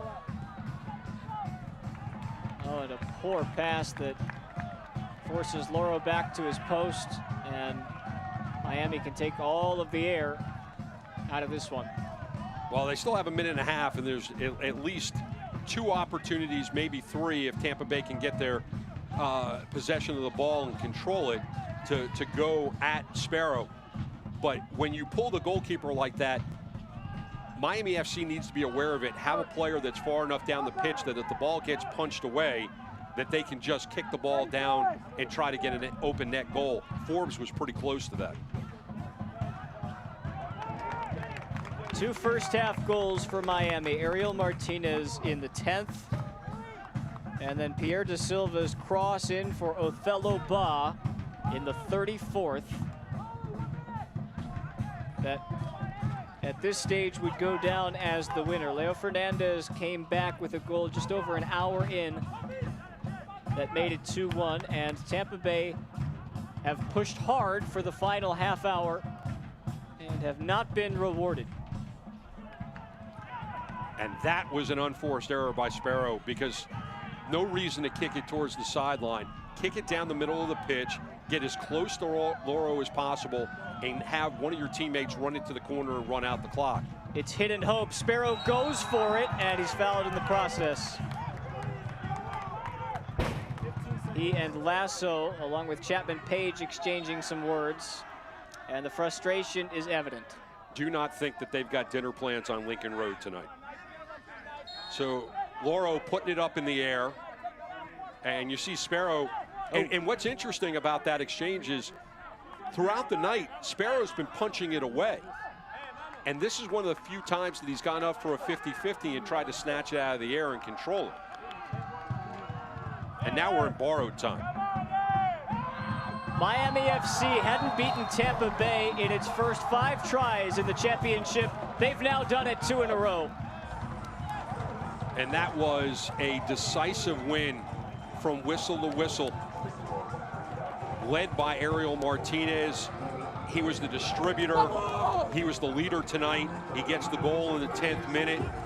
Ultimately, Miami FC holds on. There was a barrage by Tampa Bay late in the game to try to equalize. They don't get it. This was a brilliant performance by Paul Daglish's team. He has now won 2 games from up above, not coaching on the sideline. It will be interesting, Spencer, to see if he finishes the season above the bench rather than on the bench. Well, there is our Hellbiz man of the match. Of course, it's Ariel Martinez. The first goal, Martinez, as he speaks with his Cuban counterpart, Raiko Rosarena. A wonderfully played game for the 35-year-old. Bruce, as we wrap this one up, you have to be impressed with the way Miami came out early in this one to establish control.